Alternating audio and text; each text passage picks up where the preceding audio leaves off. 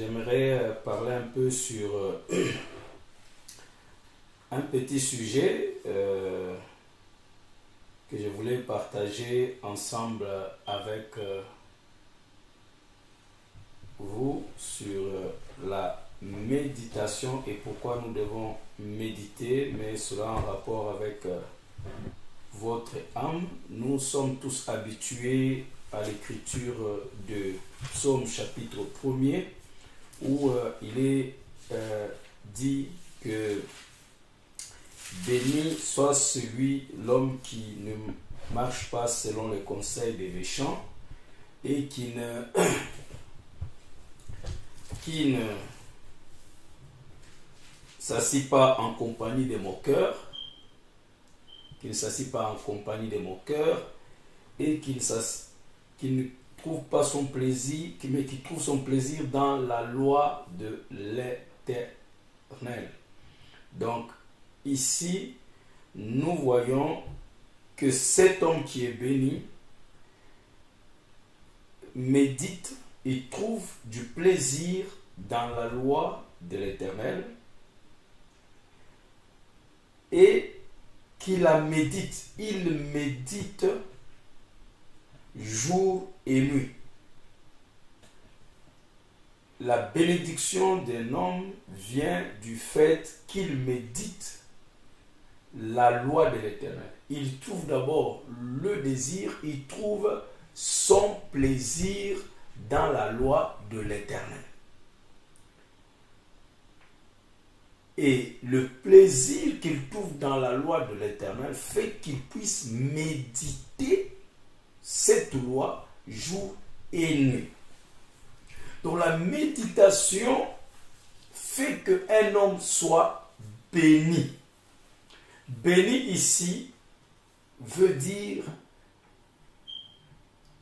quelqu'un sur qui est octroyé le bien, est prononcé du bien.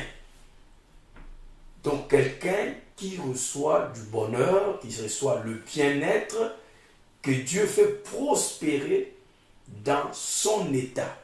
Et beaucoup plus ici, l'état c'est un état spirituel, c'est pas un état tellement physique ou le bien matériel comme on a l'habitude de dire que Dieu m'a béni avec la voiture, Dieu m'a béni avec l'argent. Mais ici, la bénédiction, c'est beaucoup plus la bénédiction spirituelle qui est la source de toutes les bénédictions et qui amène en conséquence même les bénédictions matérielles. Mais c'est beaucoup plus cette bénédiction dont Dieu parle, que l'homme est béni en méditant sa parole. C'est une bénédiction d'abord de l'état de l'âme. C'est ce que Jean dit, que je souhaite que vous puissiez prospérer à tous égards, dans toutes les manières possibles, dans toutes les facettes possibles, comme l'état de votre âme, comme le fait l'état de votre âme, comme votre âme prospère. Donc, c'est ça la vraie bénédiction, c'est la bénédiction de l'âme. Donc, quand Dieu parle ici, l'homme est béni. Quand il médite, c'est que il parle tout ça en rapport avec l'âme. Et dans Psaume 19, il nous est dit ceci, que au verset 14,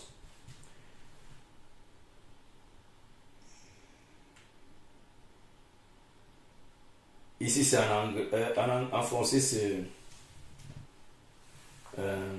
c'est au verset 15, mais ça ne fait pas ressortir exactement ce qui est en anglais.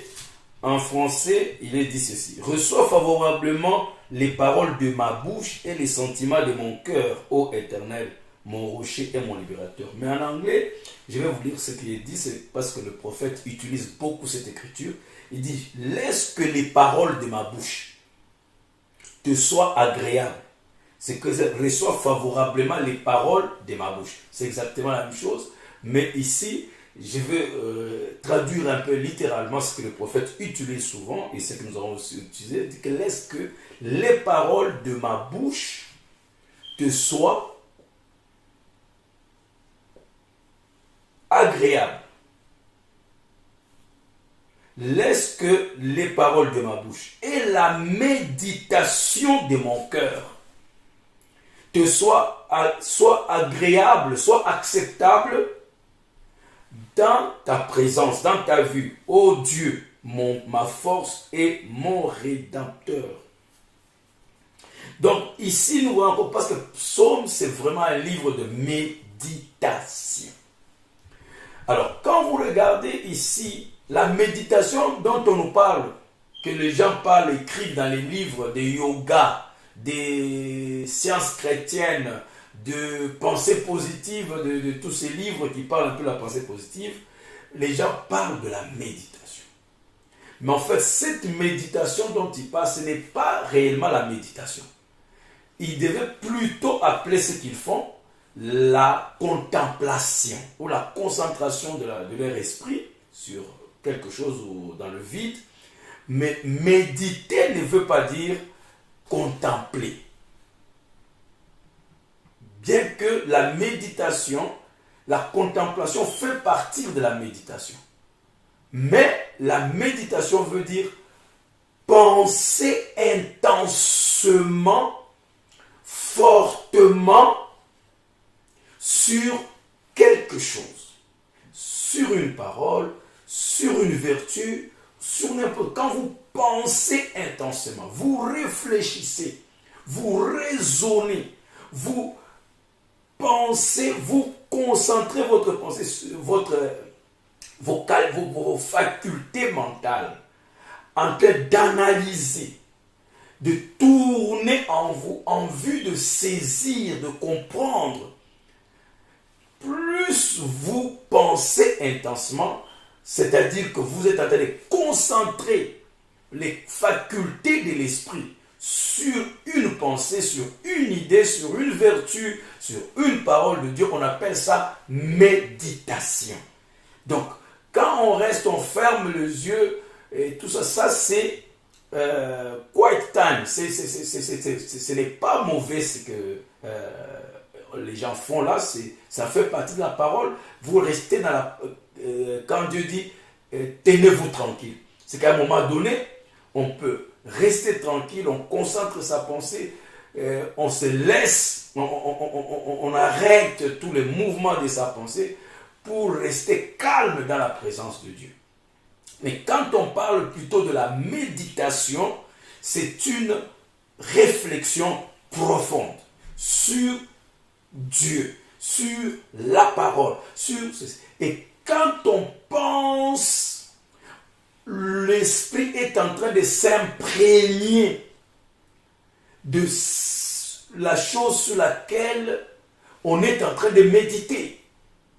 C'est ça le but de la méditation. C'est s'imprégner, prendre en soi, laisser l'esprit, son esprit absorber le contenu, la substance de la parole de Dieu, de la présence de Dieu, de l'esprit de Dieu.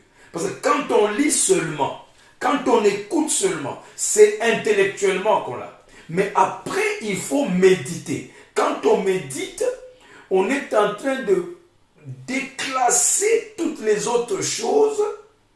On prend son attention, on le place sur sur quoi on est en train de penser, et cela fait que votre esprit commence à pénétrer, à fusionner, va se fusionner avec la chose sur laquelle vous êtes en train de méditer. Pensez intensivement. C'est ce que Marie était en train de faire. Elle pensait, elle méditait. C'est ce que cet homme de Psaume 1, le béni de Psaume 1, fait. Il médite.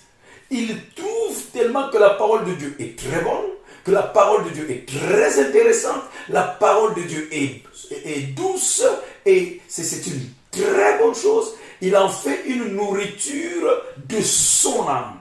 Et pour ce faire, il doit se concentrer intensément.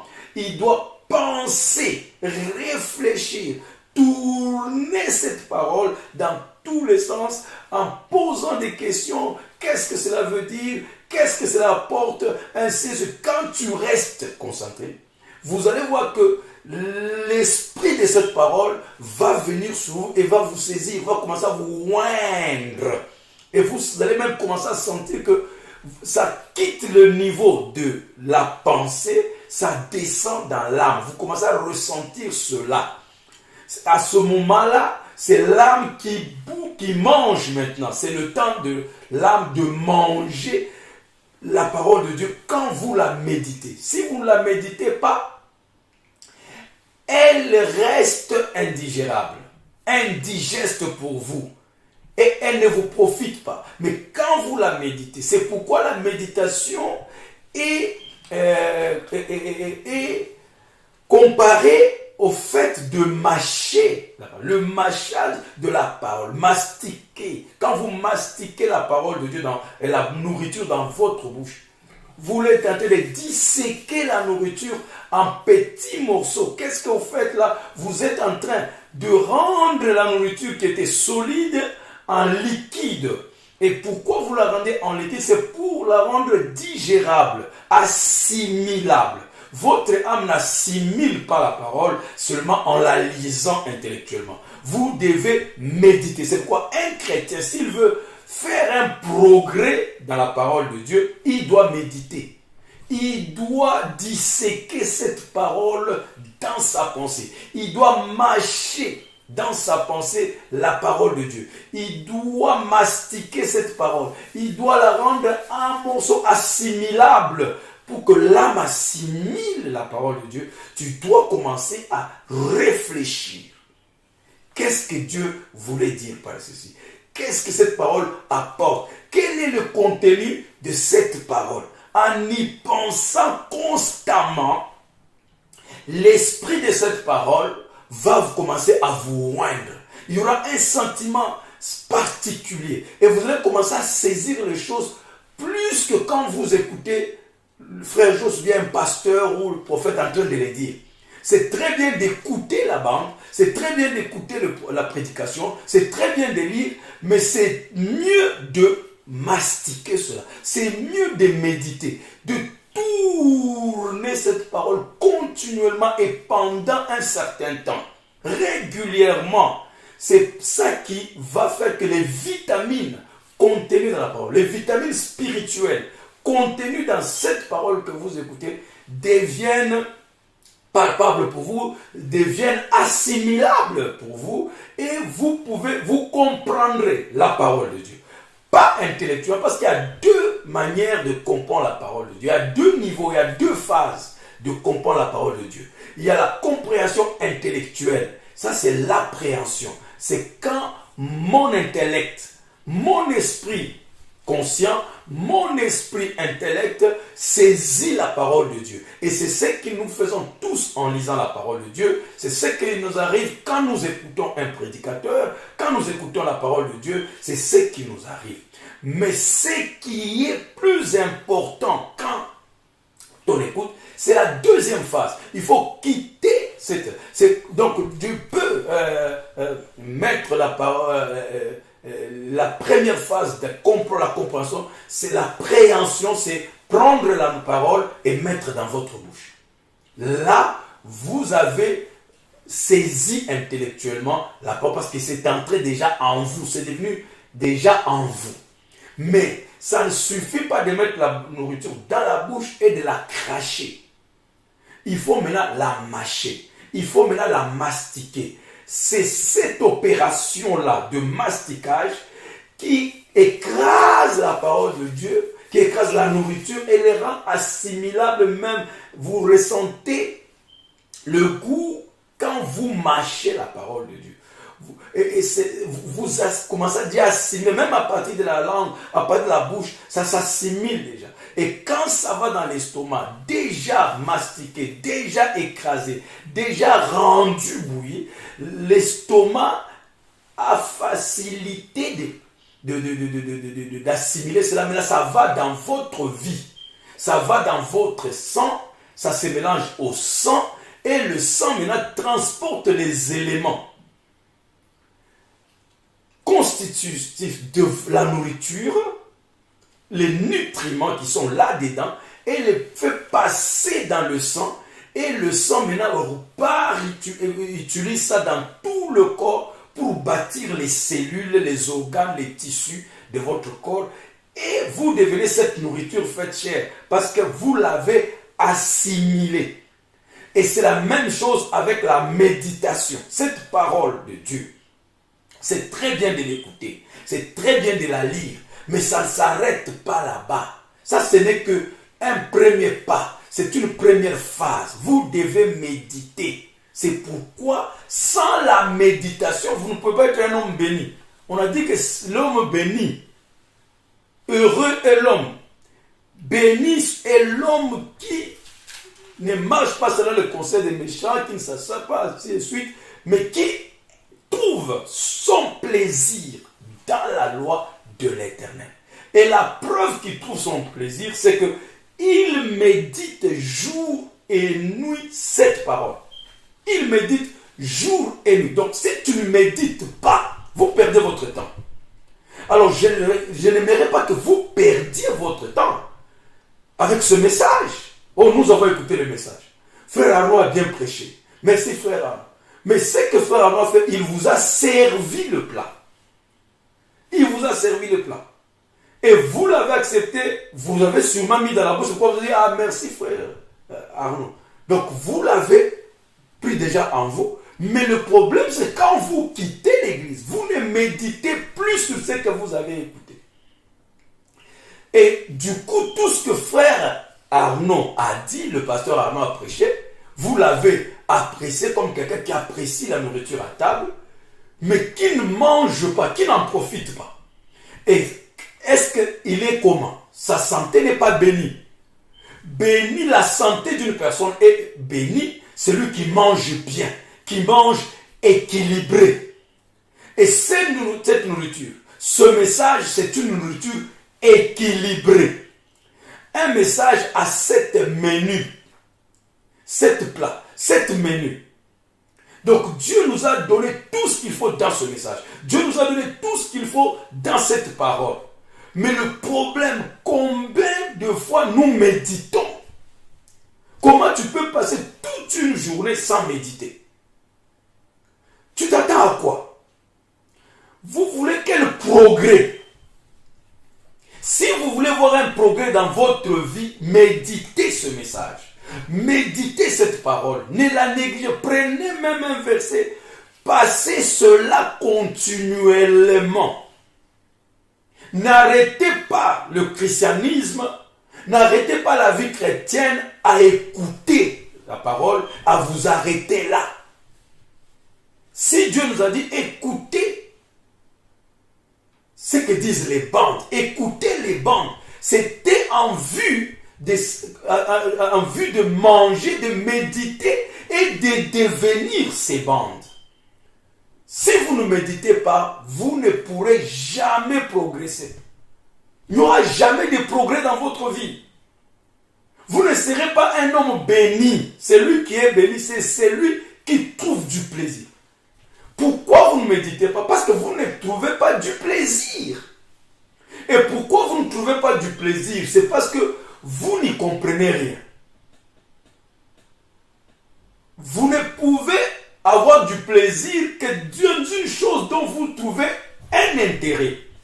Le fait que vous n'avez pas d'intérêt dans cette parole, le fait que vous ne voyez pas l'importance de ce que la parole représente dans la vie d'un chrétien, c'est pourquoi vous n'y trouvez pas du plaisir. Vous ne trouvez pas du tout du plaisir. Si vous voulez réellement avoir du plaisir dans la parole de Dieu, si réellement vous voulez avoir du plaisir, vous devez d'abord saisir cette parole. Est-ce que vous comprenez l'importance? C'est parce que nous comprenons l'importance de la nourriture, c'est parce que nous comprenons l'importance de telle nourriture que nous y prenons du plaisir. Si les gens trouvent du plaisir dans ce qu'ils font, aller jouer au football, aller faire ceci, c'est parce que ils ont une compréhension que ce qu'ils sont en train de faire va leur produire ça, ça, ça. Et un chrétien devait comprendre l'importance de la parole de Dieu dans sa vie. Quelle est l'importance de la parole dans votre vie? Si vous saisissez ça, c'est fini. Rien ne peut vous empêcher d'aider. Si vous pouvez comprendre que la parole de Dieu ici, ce message, contient des secrets pour vous, pour votre santé spirituelle, pour votre réussite, vous n'allez pas vous embêter, vous inquiéter de la manière que vous vous inquiétez maintenant. Vous avez des problèmes à résoudre, vous avez des difficultés, vous avez des problèmes de santé, vous avez des problèmes de foyer, vous avez des problèmes de maison, vous avez des problèmes des enfants, mais vous ne comprenez pas quelle est la source des solutions. Si vous pouviez comprendre l'importance, la force et la puissance qui est cachée dans la parole de Dieu, pour transformer un enfant qui sort du chemin, pour transformer un foyer, pour adoucir votre mari, pour dompter votre mari, pour dompter votre femme, pour résoudre les problèmes au travail. Vous passerez plus de temps à méditer cette parole qu'à faire n'importe quoi. Pour chercher à trouver des solutions là où il n'y a pas de solutions. Vous cherchez des solutions ailleurs, vous laissez la source des solutions qui est la parole de Dieu. Parce que vous ne comprenez pas que en méditant cette parole, votre âme finit par fusionner, votre esprit fusionne. C'est-à-dire que s'imprègne des qualités de cette parole. Donc il y a un transfert de vertu, il y a transfert de force, il y a transfert de sagesse, il y a transfert d'intelligence. Donc la chose quitte la parole de Dieu et se transfère. Donc quand vous sortez, Dieu intervient dans votre vie, pas de l'extérieur, mais à partir de votre propre esprit, parce qu'il a transféré au travers de la méditation, il a transféré sa sagesse en vous. Quand tu commences à marcher, votre esprit vous ouvre des choses, pas par lui-même, mais par la compréhension de la parole de Dieu que vous avez reçue de la parole. La sagesse qui est sortie de cette parole vous inspire. Et quand vous posez des actes, vous voyez que ça vous ouvre les portes. Vous posez tel acte, ça résout les problèmes, ça apporte les solutions. Parce qu'il y a eu transfert, il y a eu fusionnement. Les vertus de Dieu se sont transférées en vous. C'est ça l'importance de la méditation. Vous devez méditer. La méditation est si capitale que sans la méditation, il n'y a pas fusion d'esprit. Il n'y a pas fusion de cet esprit avec votre âme. Vous vous souvenez, frère, voilà, je crois même le pasteur Arnaud a lu ça tous ces temps-ci, où il vous montre, Dieu vous montre, le prophète dit que quand nous nous concentrons sur lui, tout d'un coup, un sentiment nous envahit. Nous sommes dans sa présence. Vous allez ressentir cela, ça va quitter simplement le niveau de l'esprit, le niveau intellect. Vous allez voir que ça se transfère au niveau de l'âme. Et au niveau de l'âme, vous ressentez parce que votre esprit, votre âme devient témoin. Il ressent les mêmes sentiments, il ressent la présence de Dieu. Si l'esprit qui vient sur vous, c'est l'esprit de Dieu, il ressent la douceur de Dieu. Il ressent l'amour de Dieu. Il ressent la compassion de Dieu. C'est pourquoi quand vous êtes dans cet état où votre âme fusionne avec l'Esprit de Dieu, c'est que fusionne avec les qualités de Dieu, s'imprègne, il est imprégné par les qualités de Dieu, vous allez avoir les mêmes sentiments que Dieu, vous les ressentez automatiquement. Donc à ce moment-là, quand vous les ressentez, vous devenez un témoin direct parce que ça affecte votre esprit, ça affecte votre âme. Il n'y a pas moyen de vous en devenez une partie. À ce moment, votre âme devient une partie de Dieu, devient un reflet de Dieu parce que les qualités de l'Esprit de Dieu sont transférées dans votre âme et vous les ressentez. Pas que vous les connaissez par la tête, mais vous les ressentez réellement en vous. Donc la bonté, je la ressens. Si je n'étais pas bon avec quelqu'un, cette bonté tombe sur moi automatiquement. Je commence à sentir de la compassion vis-à-vis de la personne qui m'a fait du mal. Je ressens l'amour, la paix vis-à-vis de tous les hommes. C'est quoi? C'est l'Esprit de Dieu qui témoigne à mon esprit que je suis son fils. Pourquoi? Parce que je ressens sa présence. Je ressens ce que lui ressent. Je ressens son esprit. Parce que la douceur, c'est le Saint-Esprit. C'est le fruit du Saint-Esprit. Et la patience, l'amour, la bonté, la joie. Donc, mon esprit ressent. Ces choses se transmettent à moi par la méditation. Une réflexion profonde, tourner la parole de Dieu en soi, ruminer comme on dit. C'est pourquoi ce sont les animaux qui ruminaient dans la Bible, qui sont des animaux purs. Vous voyez, c'est que la méditation vous rend pur. Tout animal qui ne rumine pas, qui ne médite pas, est impur.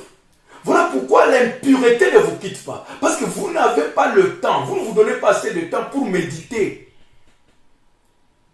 Dès que vous avez écouté la parole, Amen, frère, pasteur, merci, comme beaucoup disent Amen, Amen, vous restez là. Et puis ça s'arrête là. Vous restez impur. Que vous ayez dit Amen à frère Jos, Amen à ce qu'il a dit, Amen au message, ça ne s'arrête pas là. Pour que la pureté, vous soyez un animal pur et non impur, ruminez la parole de Dieu. Ruminez la parole de Dieu. Ne laissez pas seulement ça dans les mains du pasteur. Il médite pour vous et vous vous réjouissez. Non. Prenez aussi votre temps, que chacun de vous désormais se donne le temps de méditer. Méditez à partir de 5 heures. Quand vous priez à 5 heures, ne vous levez pas à 6 heures. Levez-vous à 5 heures du matin. Le plus tard que tu peux te lever, toi un chrétien, c'est à 5 heures du matin. Sinon, si Dieu te fait la grâce, tu peux te lever avant cela. Mais ne restez pas jusqu'à 6 heures, le soleil se lève, vous êtes en train de ronfler. Votre journée est gaspillée. Mais quand tu te lèves à 5 heures du matin, pendant que tous les démons sont encore en train de ronfler, tu te calmes devant Dieu, tu réfléchis sur la parole de Dieu, tu médites sur ta vie, sur ta conduite, tu vas voir que Dieu va te bénir. Donc, ce soir, je crois que Dieu vous a parlé dans ces peu de mots ici. Que Dieu vous bénisse richement. Que Dieu vous assiste.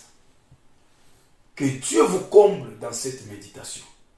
Cette vie de méditation que chacun de nous doit commencer. Votre âme doit absorber la substance qui est dans la parole de Dieu. La parole que vous écoutez là a un esprit dedans qu'on appelle la substance là. C'est un esprit. Vous devez arriver à ressentir la substance de chaque parole. C'est la méditation. Une réflexion profonde sur la parole de Dieu qui peut rendre ça. Shalom et que Dieu vous bénisse richement.